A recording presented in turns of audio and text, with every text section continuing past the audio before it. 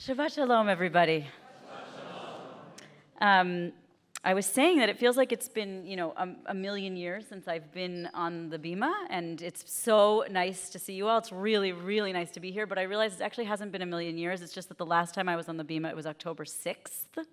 So that's why it feels like it's been a very, very long time since then. So it's really good to be here in community and with you all. It has been a beautiful service, so thank you. And it turns out that it is kind of hard to write a drash when the world is falling apart. Sometimes I go through the week and I know exactly what I want to say. I know what I want to say, I know what I feel like needs to be said, but I am admitting to you honestly that this week I really struggled. I couldn't find the right words to say, and I asked people, what do you think is the right Torah for this moment? What would you like to hear? And typically what came back was, well, could you just solve the conflict? That would be really great. And spoiler alert, I can't. So I was still left a little bit blank. And even if I could have figured out the words of what I wanted to say, there was a problem of how to put so much grief into words. Especially when it feels like, from so many different angles, I've been asked by other people to put their grief into words, and it can start to feel pretty vitriolic and anger-fueled. If you, Rabbi Werber, don't unequivocally call for a ceasefire, no exceptions, or if you don't unequivocally say free Palestine, then you're not liberal enough, you're not progressive enough, you're not inclusive enough, you're not the rabbi the world needs right now. If you, Rabbi Werber, do not unequivocally say that you stand with Israel, no exceptions, if you even mention the loss of lives in Gaza, then you don't have enough Ahavat Israel, you're perpetuating anti-Semitism, and you're not the rabbi the world needs right now. And it can feel scary and shame-inducing to go up against that rhetoric. So how to say anything at all? And then, of course, there's the problem of how I personally feel about what to say, how to feel personally good about what I'm saying. I'm not a political expert. I care about civilian lives, and I want a swift return of the hostages. I, too, feel personally confused about what the best thing for Israel to do is right now. Remember when I said I couldn't solve the conflict? I meant it. So again, I was at a complete loss for words. However, each month I write a letter to the families of CBST, the families with kids at CBST. It's a personal letter from me to them, and I usually write about what's coming up in the synagogue and ways to get involved, things I'm excited about. But this month, I knew exactly what I needed to say, and I didn't have any issues what I wanted to write to them about. I had complete clarity. So I'd like to read a portion of my letter with all of you and see if from that clarity we can enter the Torah together, and maybe I can find words for my drash. So here's what I wrote. Hello, CBST families. Wow, what an incredibly challenging time to be Jewish in the world. I find myself both unable to tear myself away from looking at social media constantly on the war and unrest in Israel and Gaza, and also desperately hoping that something will tear me away from thinking constantly about the Israeli hostages not returned to their families, the humanitarian crisis currently ongoing in Gaza, families in both places living in fear and dread, and here in the US, the incredibly scary rise of anti-Semitism, especially on college campuses, and people being attacked for being Jewish right here in New York. There are no easy things to say about any of it. And so instead, I will just write that if you are struggling, know that I am struggling with you. I know that all of us are holding an enormous amount of grief, and I wish there were an easier way through this. So from here, let's move into talking about the Torah portion and see if I can end up back where I began, starting by talking about Sarai and Hagar, actually, in this parsha. I was so moved by what Rabbi Kleinbaum shared on Rosh Hashanah that we could choose to read on our New Year the story about the creation of the world. That would be a logical choice in some ways. but that instead we deliberately choose to read stories of human interactions that are challenging, that don't necessarily feel good, because this is the basis of being human, that we must learn to be with each other even in hardness. As a side note, I realized while I was doing this that last year at Parshat Lech-Lecha, I gave a drashah about anti-Semitism. So if you want that drash, if you want a drash about anti-Semitism, maybe you can go back and find that one, and maybe it'll have something to say about now also. But instead, I want to read you a small part of this week's Parsha between Sarai and Hagar. V'Sarai eshet Avraham lo yalda lo vela shivcha mitzrit v'shma Hagar. Sarai, Avram's wife, had borne him no children. She had an Egyptian maidservant whose name was Hagar. V'tomar Sarai el Avram, hine na'atzreini Adonai miledet, bo na el shivchati, ulai ibaneh mimena. And Sarai said to Avram, look, the Lord has kept me from bearing. Why don't you consort with my handmaiden, with Hagar, and perhaps I will have a son through her. And Avram heeded Sarai's request.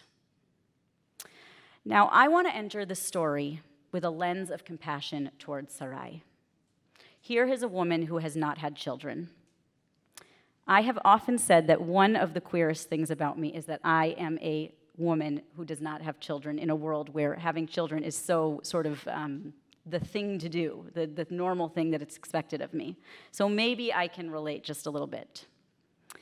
The text tells us that Sarai's view of the situation is that she's too old. She's past that point in her life. It's possible that at one point she did want children, but at least now she feels that it's not going to happen to her. And she imagines that she might be fulfilled by Hagar having children in her stead. The text actually says, Ibana mimena, maybe I'll be built up through her. Maybe I can sort of feel like I have a family through Hagar. And then it actually happens. Hagar conceives and becomes pregnant, and everything changes. I think, again, it's possible to understand this from both sides, how this could happen. Those of us who have friends who have kids, it does sometimes feel like everything has changed and that the whole world has now tipped in favor of being on their kids' schedule. And to those of you who have kids, I can imagine that it does sometimes feel like your friends without kids couldn't possibly understand how much work it is to be a parent. And that's what happens here. Somehow, with Hagar's conception, something in the balance of power has shifted, and where there once may have been amity, suddenly there is not. And Sarai said to Avram, the injustice done to me is your fault. I myself put my maid in your bosom, and now that she sees that she is pregnant, I am lowered in her esteem. Let the Lord decide between you and me. And Avram said to Sarai, your maid is in your hands. Deal with her as you think is right. And then Sarai treated her harshly, and she ran away from her. Pretty much everyone agrees that what Sarai did here was wrong. It's not a good look for her, certainly.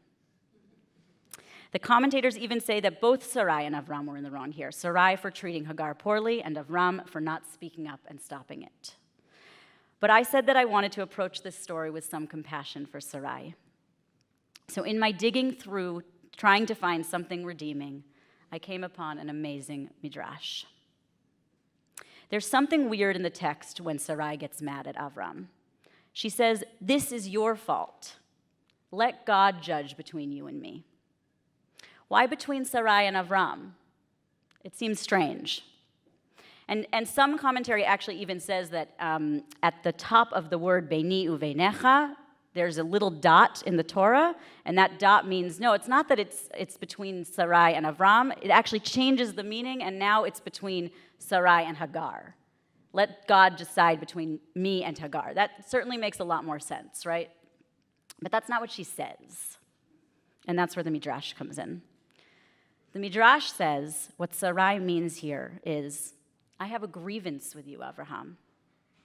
When you've spoken with God, you said, I go childless, when you could have said, we go childless. So let me say that again, and I want you to appreciate how beautiful and heartbreaking it is. Sarai is saying, when you had the opportunity to join me in my pain, you instead could only focus on your own grief. When you had the opportunity to include me, you turned away. All I wanted was for you to say, we are childless together. Not I, but we. What Sarai wants is to be witnessed in her struggling and her grief. We go childless together. The midrash continues and says, this is similar to when two people want to borrow seeds from a king. One of them comes forward and says, lend me seeds, and only he gets the seeds. The other one says, you could have said, lend us seeds. We could have been in this together. And so now we're back where we started. This is what I want to say about this horrible, heartbreaking moment that we are in.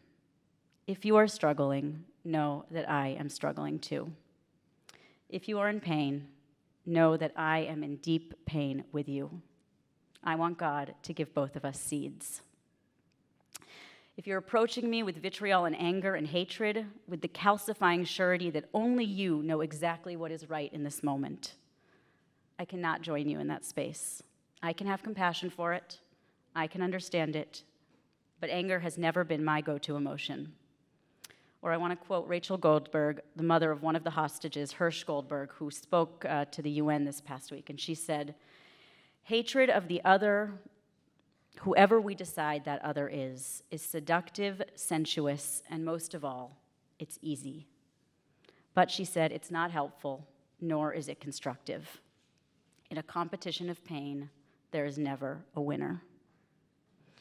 But if you're approaching me with heartbreak, then I can say, I am struggling too. I also don't know what to do or say to get out of here.